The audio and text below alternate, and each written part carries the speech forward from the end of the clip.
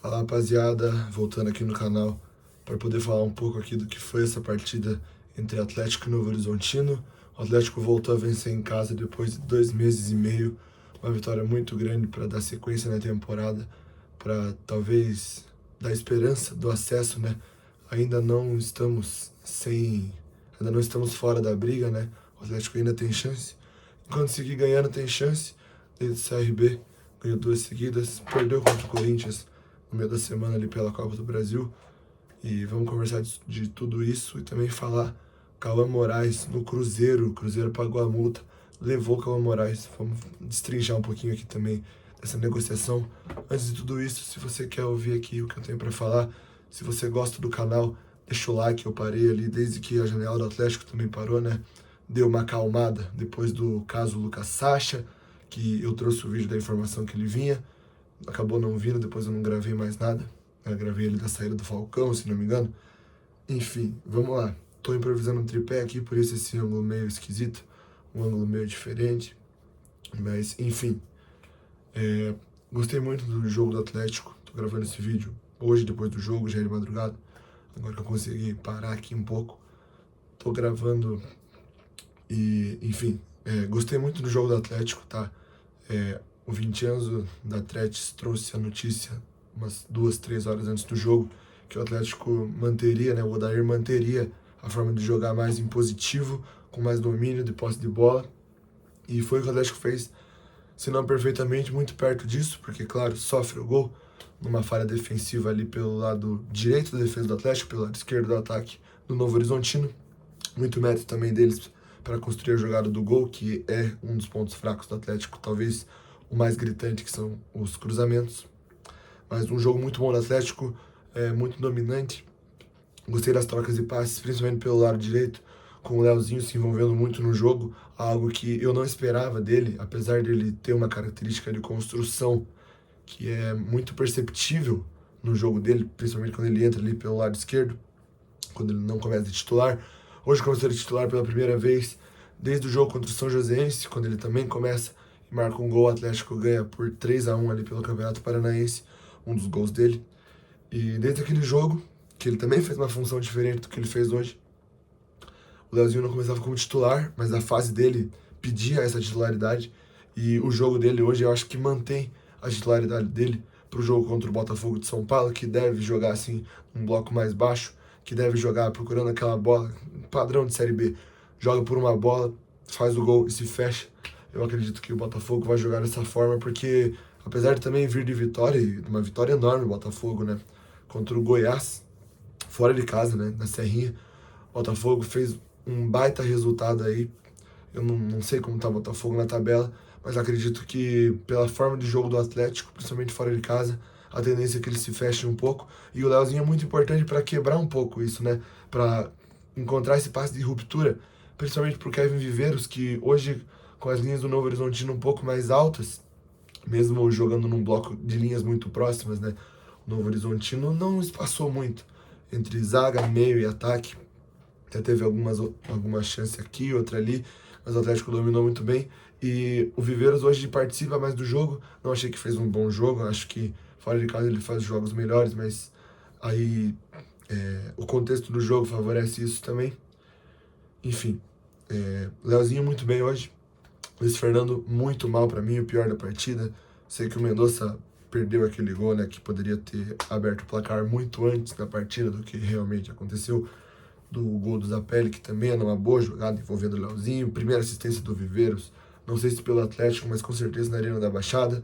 E o Zapelli fazendo o gol, né? O Zapelli fazendo a função que ele fazia no Belgrano, de ser mais esse enganche, de voltar para construir o jogo ali mais ou menos do círculo central e até atrás do meio campo, né? Hoje o Odair foi bem ofensivo mesmo, colocou o Patrick como um volante, mas também jogando como um meia, e o Zapelli como esse meia centralizado, um pouco mais avançado.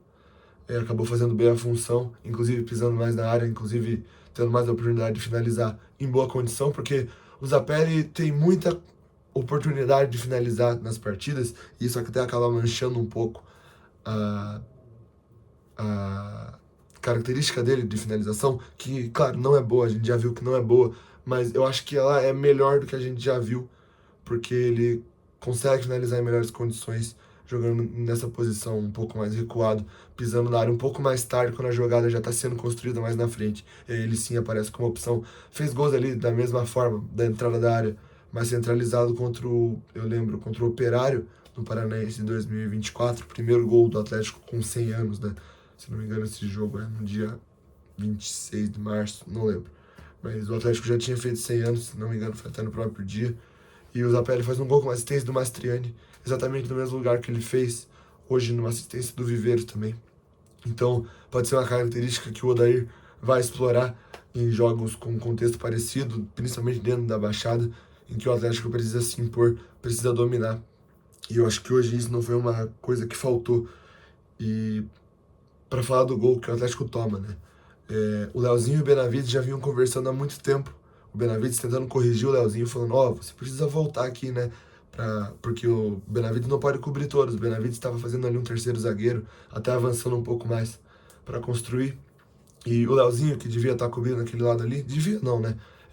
A característica do Leozinho não pede que ele cubra ali o lado direito da defesa, mas era a função que o Odair esperava dele. Acabou não cumprindo e é nesse momento, depois que o Atlético sofre o gol, que o Luiz Fernando vai fazer a função do Leozinho pela direita e o Leozinho entra um pouco e o Mendonça vai lá para a esquerda. O Mendonça que não fez um bom jogo, o Luiz Fernando também não, mas o Luiz Fernando tem essa capacidade de recompor melhor que o Leozinho, por óbvio, né? O Luiz Fernando tem formação no futebol, tem passagem por diversos clubes, então creio que em algum momento ele já jogou um pouco mais recuado, coisa que eu não sei se aconteceu com o Leozinho, até porque faz o que, 2 anos que o Leozinho tá no futebol de campo. No mais, um jogo bom do Atlético. Eu acho que o Odair acerta nas mexidas. Tava muito claro quem tava mal no primeiro tempo. E ele já volta no intervalo com as 2 alterações. Coisa que ele não costuma fazer, né? No máximo uma quando um jogador tá destoando muito de todo o resto. Jogando em casa, claro. E aí o Odair espera ali, dá uns 15, 20 minutos do segundo tempo para fazer as alterações. Hoje não, hoje ele mexe no intervalo e eu acho que esse é um dos grandes acertos do Odair hoje. Colocar o Dudu e o Maddison, por incrível que pareça, né? Fez mais um jogo ok, entrou, não tem tempo para avaliar o suficiente contra o Corinthians, mas não compromete. E pro Maddison que saiu por período de tempo que o Maddison não jogava, eu acho que isso já é um mérito, né? E o Dudu, mais uma vez, muito bem, muita personalidade, buscando o jogo dos dois lados, voltando para ajudar a defender. Quando o Patrick cai para a esquerda, principalmente o Dudu, nesse esse período que o Atlético tem que se defender ali para garantir a vitória, já que não ganhava desde o dia 15 de junho, se eu não me engano, jogando em casa. Então, enfim, muitos acertos hoje para comentar. Erros sempre aparecem, erros vão ter em todos os jogos, alguns mais crassos, alguns mais evidentes, alguns menos, como foi o caso de hoje. O Atlético acabou não sentindo o gol, o que é muito bom, apesar de ter sido um gol que sai muito cedo, né? Sai, se não me engano, nos 30 do primeiro tempo, não lembro. Eu lembro que foi um pouco depois do Atlético abrir o placar. Mas que bom que o Atlético voltou a vencer em casa. Acho que tira um peso dos jogadores por jogar em casa, tira uma pressão que agora a torcida passa de um papel de pressionar pelo tempo que não ganhava em casa, e isso é muito justo, é muito correto, para um papel de apoiar, porque, assim, são 6 pontos de distância do G4. Claro que tem um pelotão ali de 5 ou 6 times nesse meio, que naturalmente vão aumentar essa distância, mas ainda dá para sonhar se o Atlético seguir vencendo. O Atlético volta a vencer 2 seguidas, né? Isso é muito bom também, contando Série B. Mais uma vez perdeu contra o Corinthians no meio da semana. E agora a tendência é que o Botafogo seja um adversário mais acessível. O Atlético não pode relaxar, tem que ter muita atenção, porque 3 vitórias seguidas já deixa, mais uma vez, com um caminho um pouco mais claro, com um caminho um pouco mais tranquilo, não acho que não é a palavra, mas um caminho que vai se abrindo para o Atlético sonhar. E eu acho que isso é muito importante, por tudo que o torcedor viveu, por tudo que os próprios jogadores viveram, porque independente do nível de comprometimento ali de uns ou de outros, eu acho que não é legal nunca passar 7 jogos sem vencer, 7 jogos seguidos, né, sem vencer, 4 empates, 3 derrotas numa competição de um nível mais baixo que é a Série B, para um time de um nível histórico muito grande, que é o Atlético. E já pegar esse gancho da história grande do Atlético para comentar do que foi essa venda, né? A venda não, a compra do Cruzeiro. A compra do Cauã Moraes pelo Cruzeiro, né? Tem muitos absurdos que envolvem esse tema, e eu acho que o maior de todos é o salário que ele recebia, que era de R$ 5.500. E, assim, a multa para o jogador de base é 2.000 vezes o salário dele. O Atlético erra em não conseguir renovar com o jogador, não conseguir contribuir com esse aumento de salário para ele, o que acarreta na compra do Cruzeiro, que foi de R$ 11 milhões, só multiplicar 5.500 por 2.000. Um jogador achado do nada por um treinador que não treina mais o time, que é o João Correia, treinador do Sub-20 que assumiu interinamente por 3 jogos, teve uma vitória, uma derrota e um empate, né, durante esse período. Classificou o Atlético na Copa do Brasil. Se nós estamos enfrentando o Corinthians agora, enfrentamos e perdemos. E se vamos para Itaquera, ter um jogo desse tamanho, mesmo com um resultado negativo, enfim, mesmo com um ano horrível que o Atlético faz, mérito do João Corrêa, que classificou lá atrás, classificou com um gol do próprio Cauã Moraes, que o próprio João Corrêa efetivou, né, no seu período ali no profissional, viu que não tinha oportunidade, viu que não tinha nenhum jogador que pudesse fazer a lateral pela direita, a ala pela direita, como é no esquema do João, como também foi no esquema do Odair por muito tempo, enquanto o Cauã esteve aqui. Agora que está mudando um pouco, está se moldando esse sistema de jogo do Odair. Mas muito mérito do João Corrêa em subir o Cauã Moraes, que é um lateral aí com potencial para pegar a seleção brasileira mais para frente, para ser um dos melhores na posição aí no país, mundialmente também. Eu vejo que o Cauã Moraes é um dos maiores jogadores, maiores não, jogadores com maior teto de evolução na carreira, da base do Atlético, claro, veio da base do Palmeiras ainda esse ano, tanto que o Palmeiras tem uma porcentagem consideravelmente grande ali, pelo valor que o Atlético deveria receber integralmente por ele.